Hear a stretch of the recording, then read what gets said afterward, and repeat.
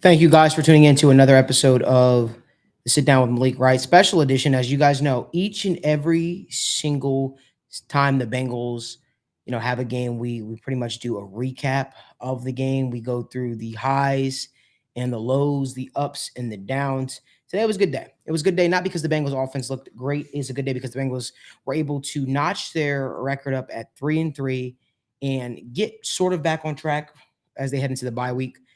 As they come off the bye week, they take on the San Francisco 49ers, but there'll be time to get into that. But before we do, we want to ask that you guys give this video a like, subscribe to the YouTube channel, and turn on post notifications so you guys don't miss when we go live from the First Star Logistics studio or from the Malik Wright, Daniel Alameda home studio for another edition of the Sit Down. So, Daniel, big game today, right? Bengals bounced back. It wasn't pretty, but the defense was definitely a bright spot. I guess now's the time to talk about it. You guys know we're going to answer your questions at the end, so drop all your questions down in the comment section so we can make sure that we get to them. But Daniel, what were your thoughts on the game? So first off, a win's a win, right? And at the end of the game, it was scary, right? The Bengals were in a position to lose. This almost, I was talking to you about this after the game. This reminded me a lot of the Bengals wins from last year, whether it's, came down to the last minute, the defense had to bail the offense out. But real quick, I just want to talk about it. Geno Smith, this is the worst Geno Smith's looked all year. You can look at the stats and say, sure, he had 323 passing yards, but it's how he got those, right? They got into the red zone twice in the second half. What did he do? He turned the ball over twice. He didn't do that the rest of this year. He's had 5 games before that. He only had 1 interception all year, 2 interceptions. So great job defense disguising a lot. Once again, crucial times the defense stepped up. So that's the first thing I want to talk about. Also, Kenneth Walker, only 62 yards. This offense was not as prolific as we've seen in weeks past. They were the best team in the second half in the entire NFL through 4 games. What happened this week, right? DK Metcalf, we saw him get frustrated. Props to the Bengals defense. They frustrated the Seahawks offense. Geno Smith, once again, you can look at the stats. He didn't look great. He had a couple nice throws. Stats were great, but props to the defense. Couple things on the offense side of the ball. I'm glad we saw some Chase Brown. I'm glad we saw some Andre Yoshivas. This is what we've been calling for, right? Let's see more of the young guys. I'm very curious to go back and look at the film, see how Chase Brown and Yoshi look. But the touchdown saved the game. The touchdown's the reason why they won. Yoshivas could have easily stopped his route. What did he do? He kept running. We've seen wide receivers stop the routes all the time. DK Metcalf stopped his route. Andre Yoshivas didn't. Props to the young guys. But, man, this defense, Dax Hill, all the questions last year about, did they draft the right guy? He's getting playing time. So, overall, man, I'm just glad we saw a lot of the young guys step up. And people just had big plays. BJ Hill, huge play at the end of the game. Cam Taylor-Britt locking up one-on-one DK Metcalf. Man, the young core really, really stepped up. Obviously, we'll talk about the offense and the issues in the second half. But, man, a win's a win. Young guys stepped up. And Geno Smith, they made his life hell in the second half. So. I mean, credit to this secondary, right? I'm getting the vibe from this Bengals defense that this is not obviously the complete product.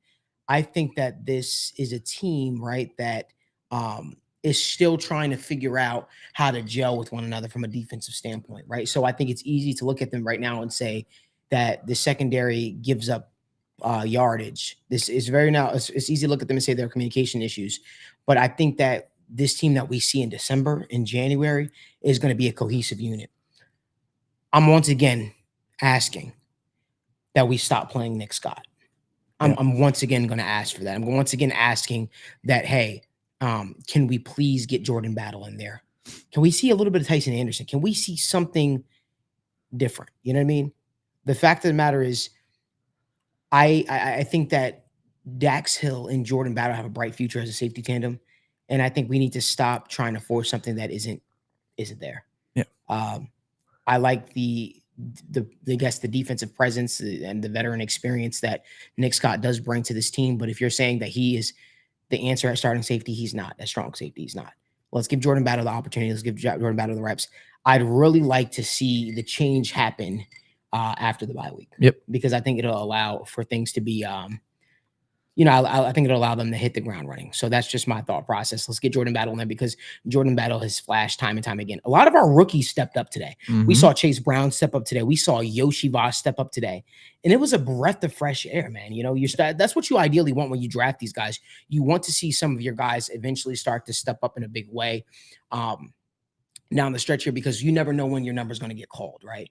She stepped up in the big way. Chase Brown stepped up in a big way. And like I said, I've just been really, really impressed with not this is me now talking about just the defense. I've been really impressed with Dax Hill. A lot of people weren't sold on him last year, and the fact that he was able to come in there and really do great, man, it was awesome. Honest Fan says, push the Cam Taylor-Britt agenda. I will. Cam Taylor-Britt for me, it's you're gonna always get your ups and downs in there, right? I personally think that Cam Taylor-Britt is going to be a fine cornerback for the Cincinnati Bengals. I think that his coverage can continue to improve over and over again, but he matched physicality with physicality with DK Metcalf today. And obviously, it frustrated him as well. So like it was really something that when you watch this Bengals defense and you watch how this secondary is starting to play with a little bit more confidence too, man, it's something that's huge. Credit Joe Bocci as well. Joe Bocci stepped up when his number was called today. BJ Hill, big play BJ Hill, who's I think Daniel's favorite defensive player. Oh, yeah. Stepped up in a big way when his number was called. Sam Hubbard stepped up in a big way when his number was called. And it was just refreshing to see, man. The Seahawks, I said the Seattle Seahawks would test the Bengals out in ways. And I thought the Seattle Seahawks had an easier path to victory, or a path to make this game a little simpler, and they just didn't take it. The lack of utilization of Noah Fant is something I won't understand. The thought process of playing Will Dissly and Kobe Parkinson's over him is something that I just don't understand. And for a team like the Bengals that have been struggling all week, all year with covering tight ends, you'd think that would be the X factor they would go to, especially knowing the disadvantage that they probably have with a Noah Fant matchup with whomever you want to put there for the Bengals. But to the Bengals' credit, they were able to, take away some of the things that the Seattle Seahawks wanted to do. And you looked at it, Mike Hilton too. I think Mike Hilton is a guy that we've ridiculed a couple times as well, man. And big play Mike stepped up in a lot of ways today, man. And I'm sure I can't wait to talk with Evan about it on State of the Jungle this week, because we both had our gripes with Mike Hilton in coverage. But today he stepped up in a big play. He stepped up in a big way, man. And it showed. Now we got to start talking about this offense, though. Offense started on the first two drives looking very, very good. And Travis, I would love if the Bengals were to trade for Noah Fant. Listen, what I saw all across the league today, I'm sorry before we get to the offense. What I saw all across the league today is the lack of usage of premier tight ends, or tight ends that I believe could be premier. The lack of usage of Mike Gesicki is still something that pisses me off. The lack of usage of a tight end like Cole Kmet pisses me off. The lack of usage of a guy like Noah Fant pisses me off. It's like, why do you hoard tight ends on your football team if you're not going to use them? You got the Ravens with Isaiah Likely on the team. Pisses me off. Like you got these tight ends and you're not utilizing them. And the tight end, truly, it could be the quarterback's best friend. And I just kept thinking to myself today, if the Bengals had a tight end that they could truly rely on, if they could had a tight end that could be a reliable pass catcher for this offense, especially when things get muddy with the receivers, then that can make all the world of difference. That can make all the world of difference. And I think the fact that the Bengals don't have that option, it kind of limits them and it hurts them in some ways. So I really hope that they look to address the tight end position. But let's continue to talk about let's continue to talk about the offense today. The offense, to me, I felt like the running game was something that was happening for them, and then they went away from it after Joe Mixon was clearly had the juice, and then they start trying to force the pass. And what do you know? Once they stop trying to get the running game and marry it all together, they start to get out of sorts. So that's my thought process. I have no Justin Lockhart, you said, what excuses do we have for the offense this week? I don't have an excuse. I've never had an excuse for the offense. I've always been real. I've always said the play calling was not conducive to help the offensive line. I've said the play calling was atrocious at times. I said they went away from the run game. I've been as hard on the offensive side of the ball as I could, possibly be. I don't know what else people want me to say. I'm going to continue to be hard on the offense.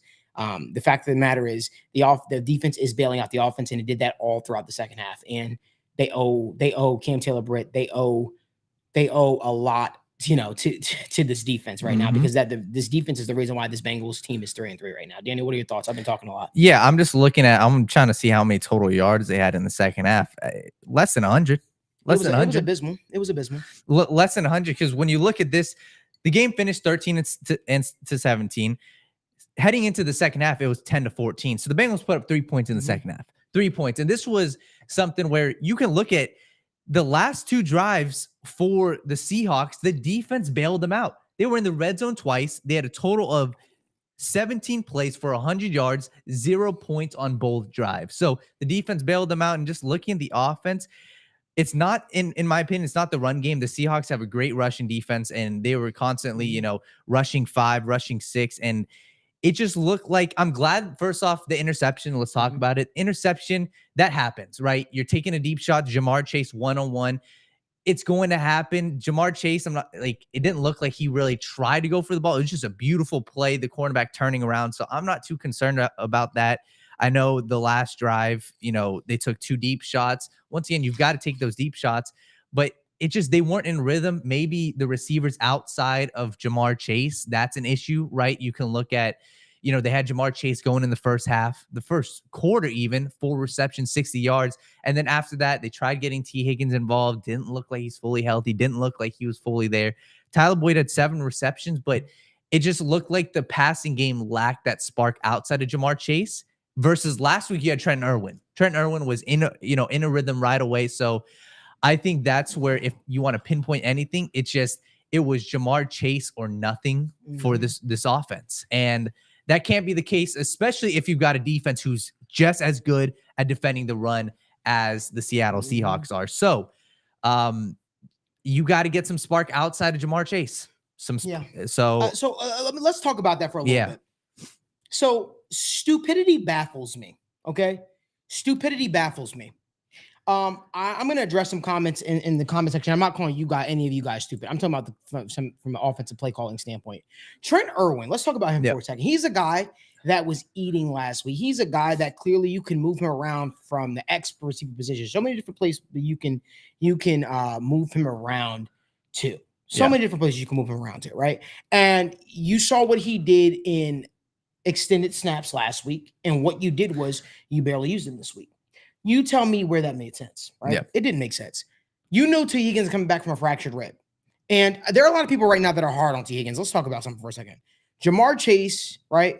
When you're playing your regular season schedule, it's difficult for defenses to take away an elite wide receiver like Jamar Chase. But when the playoffs comes in, you're facing the quote unquote best teams, because that's what truly it is, right? The playoffs, the best teams make it to the postseason. Well, when that time comes, they're going to do a better job of taking Jamar Chase away. So you're going to need other receivers to step up, receivers like Tyler Boyd, receivers like T. Higgins. And that's where T. Higgins becomes an X factor for this Bengals football team. I understand people are upset with them and they're saying, oh, it's not working out. But let's just remember, like I said, he is playing with a fractured rib. Let's also remember this thing is going to take some time. This is an offense. A couple of weeks ago, we were walking out with pitchforks saying that they don't have it together. So, of course, it's going to take them to, it's going to take some time to get them back to the old big play Bengals that we're used to. So, I would just relax on that. But more so about the coaching staff, why wouldn't you use Trent Irwin more to your, towards your game plan? He's a guy that clearly earned a lot of respect with Joe Burrow last season. I remember the New England Patriots game when we was at, where the guy was absolutely balling out. So he's a guy that in a situation in which you need him, he can definitely step up, right? You still got a rookie in Andre Yoshivas who's still finding his way around the league, right? You got Tyler Boyd, who is still a very, very good option, but you can take some of those reps off of T. Higgins and give that to Trent Irwin to try to make his job a little bit easier. No, I'm not saying Trent Irwin can do exactly what T. Higgins can do, but Trent Irwin has proven that if given the opportunity, he can produce. Also, we're talking about the pre-motion snap stuff and all that kind of stuff. That's something Trent Irwin would do instead of asking T. Higgins with a fractured rib to move all the way around, right? And do all this extracurricular stuff in the offense. To me, that's a spot where he should be, where Trent Irwin should be utilized. What I would personally do if I was coaching staff, I would primarily, until he feels back to himself again, I would have personally used T. Higgins strictly in the red zone today. Yep. Strictly into the red zone. That could be anywhere beyond the 50-yard line on the opponent's side of the field. That's probably where I would have used T. Higgins today. I wouldn't have used him for the entire field because I would try to be smart with him. And the fact of the matter is that didn't happen. So, again, I would like to see Trent. I never thought I would say this, but I'd like to see Trent Irwin more involved in the game plan.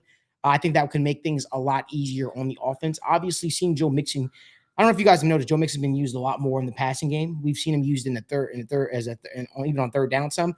I like today seeing Chris Evans in there as well. I'd like to think that, this isn't me giving a pass to the offense. I'd like to think with Orlando Brown's groin situation, I'm guessing that's why the offense kind of stalled out in some ways. I feel like if Orlando Brown was in there, we probably would have saw a different Bengals offense, but I don't want to put that squarely on just the offensive line. I would just say that It felt like things weren't. It feels like you kept the same game plan as almost as if you had Orlando Brown in there and you didn't, right? With Orlando Brown, you could do the longer developing plays, so on and so forth. So that's just my thought process, man. I personally I personally saw some bright spots from the offense today. I like the way we were utilizing Jamar Chase earlier on in the game, moving him around, put him in different spots. But you want to see that continue. You want to see the offense continue to build upon that. That's just my thought process. Yeah, I think, I got to go back and rewatch it. I didn't see as much movement before the snap as we did in the Cardinals game. It was in the beginning. In Okay. the beginning of the game, it was that, and then they went away from it. And that's where, like, that would be my biggest concern. I'd look at that also. I mean, as I'm just looking at this, my biggest concern too is you've got to attack their linebackers. And that's one of the issues that I had. Maybe that's a personnel thing, right? They're not confident in the young running backs. They're not confident in the tight ends. For me, I looked at Jordan Brooks in the film. I looked at Bobby Wagner, and I said, hey, that's what you can attack. And I saw a couple routes, even the Chase Brown one-on-one on the outside, and he was going up against Jordan Brooks. For those of you guys who know, Jordan Brooks isn't an elite coverage guy. He's a great tackler. He's a great downhill, linebacker, but their linebackers were weak. Props to their defensive backs, Reek Woolen, Witherspoon. They played good. I would have liked to see them attack the linebackers, especially if you knew, okay, right away, Jamar Chase isn't, in the second half. All right, through the interception, you need to get something else. You need to get a spark. Can I read something to you? Let me hear. 3 receptions, 28 yards, 1 reception, 7 yards. Irv Smith?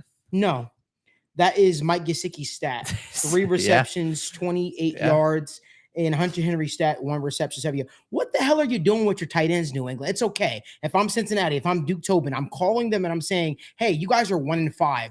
Clearly not a serious team right now. It's our bye week. And this is the bye week where you should actually do it. Let's place a phone call and see if one of these tight ends that are falling out of favor with their team, maybe we can, get them in Cincinnati. Because to me, I have yet to be impressed with Irv Smith. I know that it was supposed to be, Irv Smith had so much quote unquote potential, but we've yet to see that potential manifest itself. And it's been that way since he's got into the league. Well, call New England up, see what they would want for one of those tight ends. Because it feels like Mike Gesicki's not being used properly. Hunter Henry's not being used properly. Cole Kmet's not being used properly. So call one of these teams up and see what it would take to grab one of these tight ends to help unlock this offense even more for the Bengals. That's what I'm saying. And it doesn't have to be a crazy. Listen, I'm not asking you to break the bank. Just call and see what could what you could get for one of these guys, because I feel like this Bengals team is a reliable tight end away from things opening up from a big play standpoint. Somebody said this is also almost where Lyle Collins would have been great trade bait as well. I'm not quite sure though, because Lyle Collins is still sitting out there after he passed the physical 2 or 3 weeks ago. So I'm not quite sure anybody would have been on that bait, and it's the same reason why Dallas released him, because they couldn't get a team willing to get the value necessarily. And we know anything about Cincinnati. Cincinnati always overvalues some of their players. So I have a hard time seeing that they would have gotten what they wanted for Lyle Collins. It seemed like this was always, always going to be his future in terms of being released. So, and the Bengals can use a tight end properly. That's not true. The Bengals can use a tight end properly. That's the reason why Hayden Hurst got paid. It's the reason why CJ Uzomah got paid. It's the fact right now they don't have a reliable tight end. If they had a reliable tight end and someone that could get open and someone that could make plays, somebody that was shorthanded, you would see the tight end being utilized. Right now, you're relying on Irv Smith, who's an undersized 6'3" tight end. I know they list him at 6'4". He might even be 6'2". I'm not exactly sure. He's an undersized tight end with speed, questionable hands. And then you have Tanner Hudson, who is almost 30 years old, who's primarily spent his time on one of the Giants and on a practice squad. So the fact of the matter is, call a team up and see what you can get for a reliable tight end. That is all I'm asking. That is all I will continue to ask. Reach out. You neglected the tight end position all offseason. Here's your time to do it. Call Green Bay, call the Bears, call the Patriots. If I were you, I'd call the Patriots. See what you can get for one of these tight ends to help the Cincinnati Bengals offense. And teams and tight ends would want to play here in Cincinnati because it's a pass-happy offense. And you know what that would do? If you get a tight end that can get open in the seam, can find the zone, it will open things up for T. Higgins. It will open things up for Jamar Chase. It will open things up for this Bengals offense. So that is what I'm once again hammering the table for. Please call a team for a tight end. Stop being stubborn. Stop being stubborn. That is all I'm saying. Call a team for a tight end. That is all what I've said. What are your thoughts, Daniel? Yeah, Elise said this offense can't no-show for an entire half. Of course they can. And that's the issue. I just went back and rewatched every single play in the second half. It's, once again, there was no rhythm, right? They were selling out to stop the run. That's fine. You got to live with that. But when you're going to Jamar Chase, they target him like 7 times in the second half. Obviously the deep ball interception, but they were trying to get him involved. There was just no other spark outside of Jamar Chase. And as I'm watching it, once again, it's the linebackers. It's the linebackers. You got to look at the cornerbacks. You got to look at the personnel, look at the defense that they were running, right? They were running primarily, cover 2. Their cornerbacks were playing great. So attack the middle of the field. If you go back and rewatch the film, they weren't attacking the middle of the field in the second half. They didn't do it, right? Joe Burrow, we saw he was under pressure. Attack the middle of the field. Even something we see. Take a page out of the 49ers playbook. Have Chase Brown in the backfield. Have him run an angle route.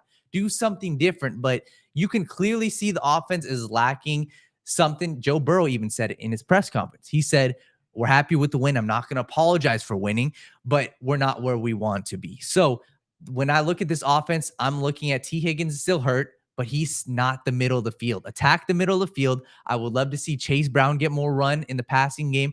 And at the end of the day, your tight end is a big need. So that's just how I look at the offense. And somebody said, I don't know if you're trading for a left guard, but got to agree next year we can find a Volson replacement. Yeah, but at the end of the day, listen, every line in the entire NFL, almost every line, has a weak spot. It's okay. Volson had a couple bad plays, but regardless, this game wasn't solely on Volson. The reason why the offense fluttered and did nothing in the second half wasn't solely on Volson.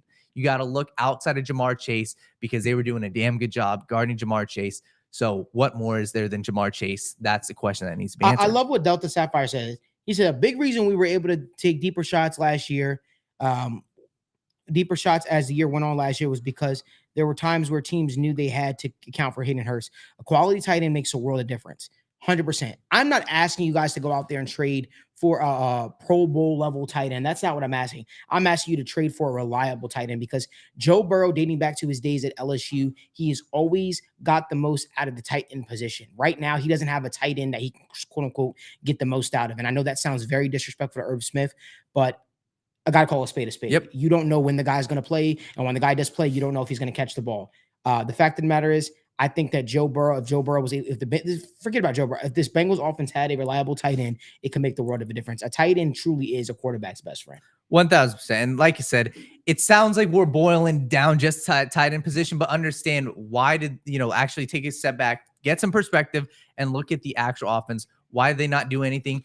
Joe Burrow, somebody said, he was missing throws. Yeah, he missed some throws in the second half. Yo, you know what I would do? Sorry to cut you off. No. The Eagles have a tight end on their roster that they swooped in and took from the Bengals, I believe. They traded for him. Albert Obuekina. Yeah. I would 100% trade for him. He was a part of that that two-headed monster at tight end at the University of Missouri when Drew Lock was a quarterback with Noah Fant and Albert O. I would literally call the Eagles up. They're not utilizing him. Yeah. And they just lost to the New York Football Jets. They're not utilizing him, nor do they necessarily need him. Yeah. Go out there and you try to trade for Albert O. He can't cost more than what, a 6th-round pick? Yeah. A 6th-round pick, 7th-round pick. Wow. How many? And this is a tight end you can actually get value out of. You know what I mean? Somebody said, what do you think about Josh Oliver from Minnesota? I like Josh Oliver. I'm okay with Josh Oliver. I just think you need to do something. But you have to look at teams that have a plethora of tight ends, and you have to see what you can go out there and do. But I just think that, he said, I mean, that is two GMs trying to fleece each other, right? But at the end of the day, I think that you can go out there, and if the Bengals want to upgrade the tight end position, they can. And I have to think, I haven't even called anybody, but I have to think that you got to place a phone call, man, and see what's out there. Our guy Quinn in the comment section, appreciate you, Quinn, brother. He says, "What's up, Malik? Have you guys talked about the Browns 49ers game?" No, we didn't. Not necessarily, but I'll just tell you that game kind of shocked me a little bit. But I'm not shocked if you think about it because it just proved one thing, and I think the one thing that it proved was without Christian McCaffrey, this offense is very pedestrian. So I'm very glad that we've got this game in 2 weeks. And once again, if you guys are watching this, please subscribe to the channel, click the like, turn on post notifications. We go live for the Bengals talk every single Wednesday. We will be talking a lot more about the 49ers game. 2 things. 1, Christian McCaffrey is a huge part of the offense because it's outlets, it's angle routes. even as a runner too. The first half, he was killing them as a runner, but also props to the Browns front seven. I'm telling you guys, the NFL is kind of simple. If you have a great pass rush, you are going to win games. The Browns had a great pass rush. Look at what happened with Brock Purdy.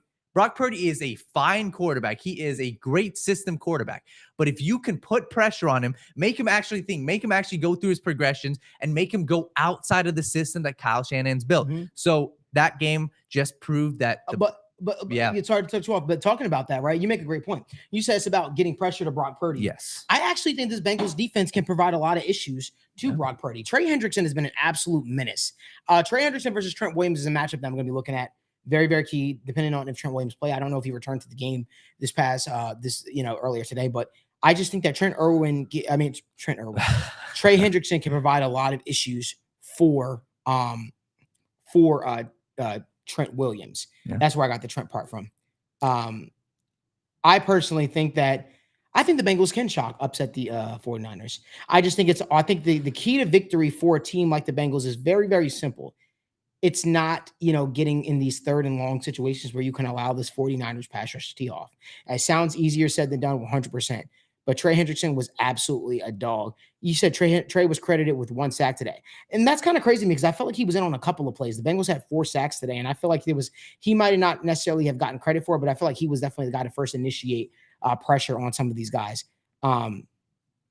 I think this Bengals team can provide some issues, but it's a tough matchup for the Bengals nonetheless. And it's gonna be one of those things where it's gonna test the Bengals' discipline on defense, especially with our safeties, because it's gonna be a time where you need to step up. It's gonna be a time where you need to be disciplined. It's gonna be a time because they're gonna do a lot of motion, a lot of jet sweeps, a lot of things to try to get your defense, especially this young secondary, out of position. And that's what Kyle Shanahan and this 49ers brass is excellent at. So that's gonna be an interesting game. Is there anything else that you saw from today's game, Daniel, that was an eye opener for you? Me personally, I think that we got to continue to talk about. I think Jonah Williams is continuously keeps solidifying himself as the right tackle of the future. I would agree. agree. That's just my opinion. I know that a lot of people are down on him because of how he was with the Bengals left tackle before, but I think he's really settled into the right tackle position. Yeah, I agree. Obviously, you know how my thoughts are. The whole payment, see how much he wants. But as far as his play, I don't want to hear people talking about him as a terrible tackle. He's good. He's been good. You can look at the interior and say, okay, the interior has been an issue.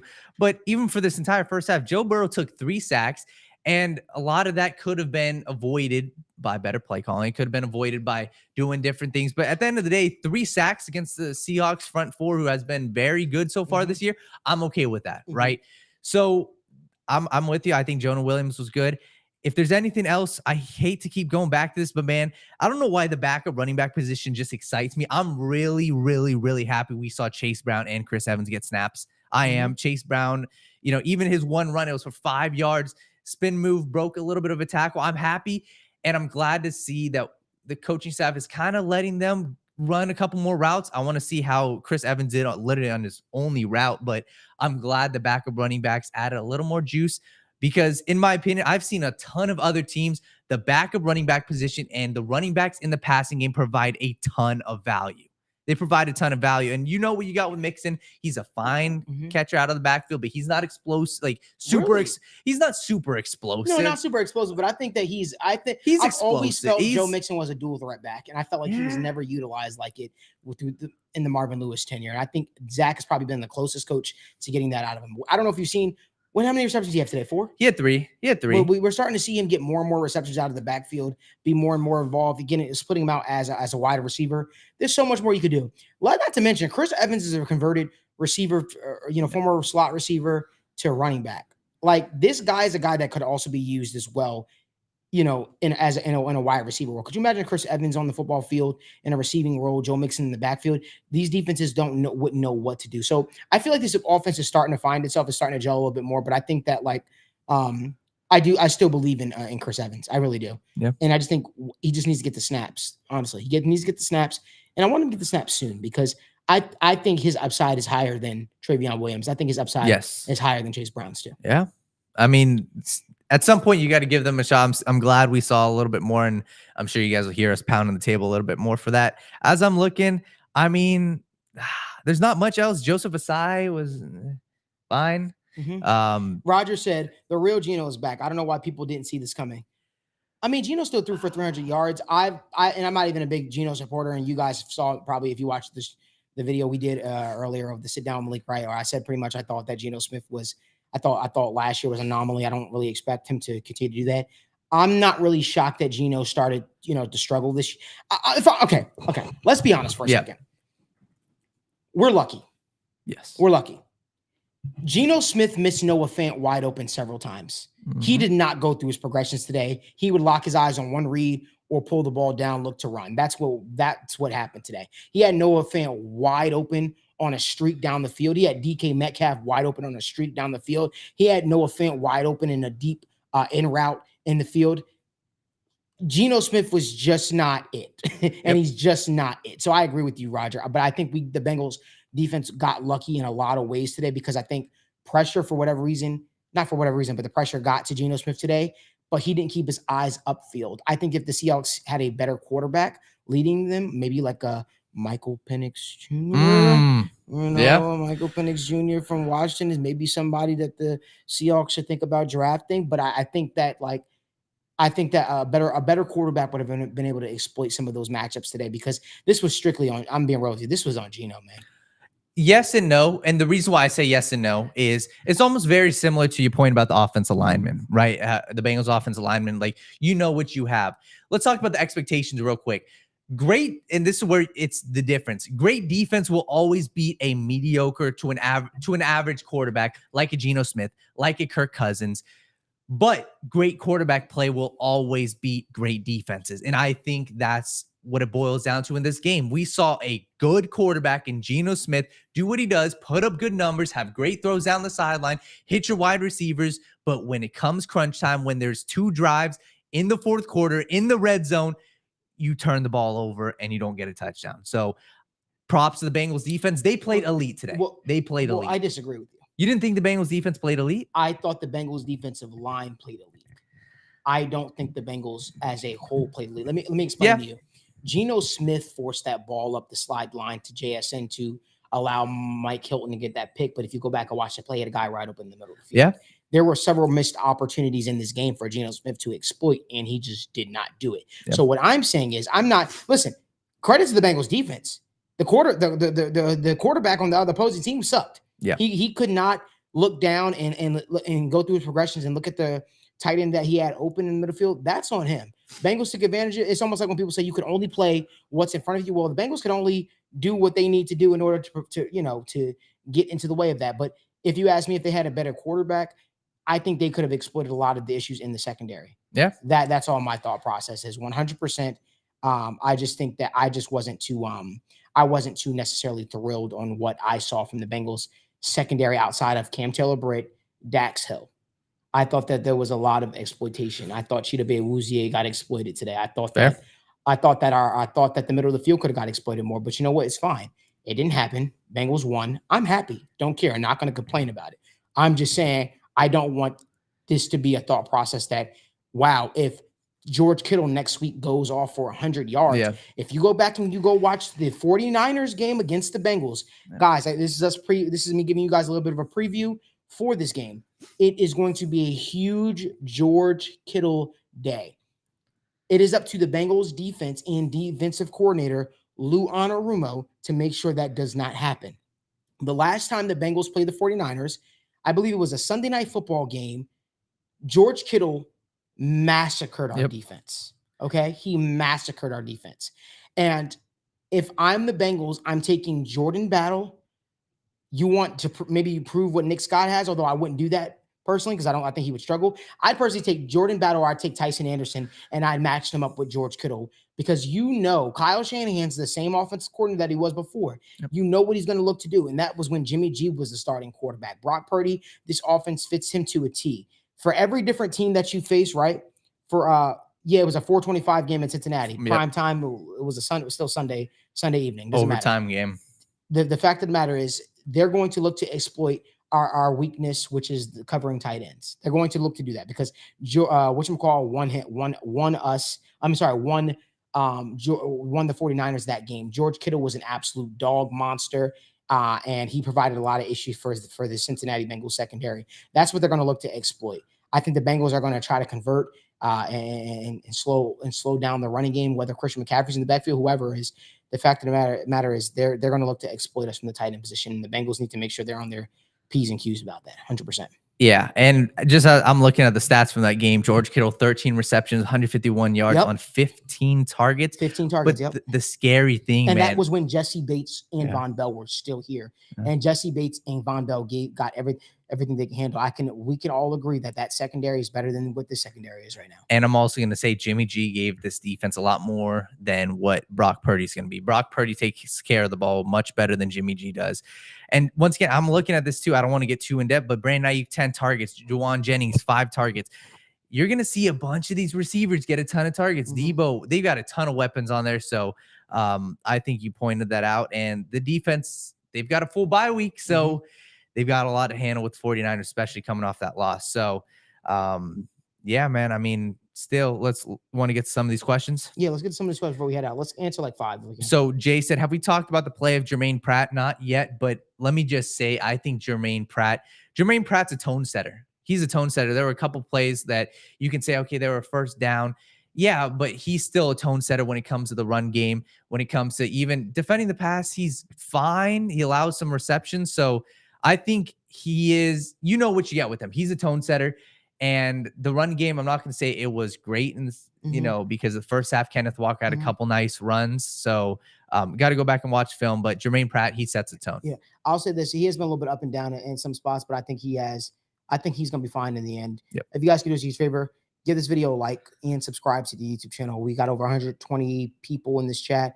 Only got 27 likes. If you guys could do us a huge favor and just give this video a like, we really appreciate it. We can't do this without you guys. And we love coming live with you guys after every single game. Remember, also, you know, the Sit Down with Malik Wright is presented to you by First Star Logistics. And every single week, the Bengals play a game. First Star Logistics will be doing a unique giveaway. You have until 11 p.m. tonight, 11:59 p.m. tonight to get in on a chance for the giveaway. This week's giveaway is going to be the NFL Arcade Blitz game. I had a chance to play it. Make sure you guys enter for a chance to win. It's going to be really, really awesome. But again, if we can get the likes up on this video, I greatly appreciate it. Only 28 likes, 127 people. Appreciate you guys. Let's get some more questions. What am I sipping on? I'm sorry to disappoint you guys. I don't drink. I'm sipping on some ginger ale. I'm a fraud. I am a Malik.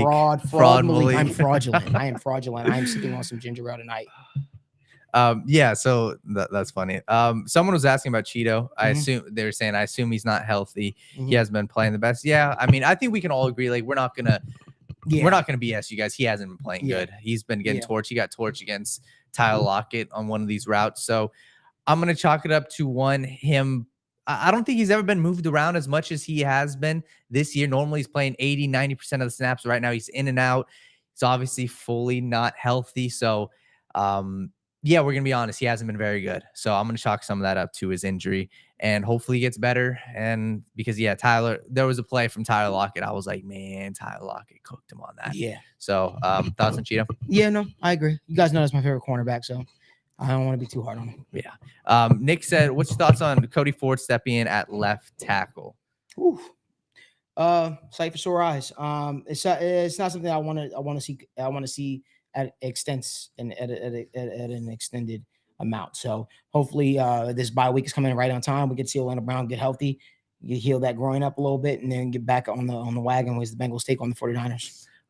Question from Roger. No, this isn't a Bengals one, but he said, what's your thoughts on DK? I'm a Seahawks fan and I'm tired of his tantrums. I'm going to be honest with you. As a Bengals fan, I'm glad there's not a receiver that does that. He's the reason why Taylor-Britt intercepted that pass. Stopped on his route. And I'm going to be honest, you as a team, you just can't let your emotions go into it like that. We saw even AJ Brown today, you know, kind of the same thing with the Eagles. But man, as a Seahawks fan, I'm sorry, because you can't have that. You can't have that half-ass effort. So I think that the Seattle Seahawks fans deserve a lot better. That's my thought process on it. I was not happy with DK Metcalf as a guy that liked DK Metcalf coming out. And I think the word of him, I think he's a tremendous receiver. I think he's a physical specimen, as everybody likes to say that word. I think you guys deserve better. Seriously, point blank period. And Geno Smith, all you can do is try to deliver that ball on time and give you guys time. I don't want to beat on him too much. You guys got a good football team over there though.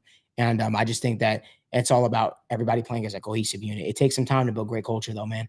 It takes some time to build great culture, but I think you guys got a lot to build off, especially after how you guys finished up last year. So final question, let's talk about the young defensive line. Ira said, what are your thoughts on our young defensive ends getting some work on the inside, obviously passing downs? Do you think Myles Murphy and those guys should get some more work? Oh, yeah. I that's something I definitely want to continue to see. I think Cam Sample it's a guy that's underrated, man. That's a guy that when his contract is up, I could see teams trying to go after him. If I was the Bengals, I'd try to get him back here because he's always played well when you needed him to. He's what you one day hope Joseph Asai could step into that role and offer more, but especially in juice in the pass rush situation. So, I love Cam Sample personally. And I think Myles Murphy that's a spot where he could really thrive at, especially as he continues to work himself into an edge role long term for Cincinnati. All right. Is that all the time we got? Okay. Well, we appreciate you guys so much for tuning in. If you guys give this video a like and subscribe to the YouTube channel. I'm thinking about launching a new show where I do Monday morning talks with Malik and Daniel, where we pretty much just break down all football in the NFL. Let us know if you guys think that's something that we should do. We appreciate you guys so much for tuning in. Give this video a like, subscribe to the YouTube channel, and turn on post notifications so you guys don't miss when we go live. We have a goal. We're trying to hit 10K. We can't do that without you guys. All 100+ people that are in the chat. We want to thank you guys so much for tuning in and making our football Sundays, Mondays, absolutely great. But anyway, we hope that you guys enjoy your football Sunday. And I guess got a good matchup, right? New York Giants taking on the Buffalo Bills. We get to figure out who's the real team in New York, I guess. Yeah. But without further ado, with all that being said, we want to thank you guys so much. We'll see you guys next time on the Sit Down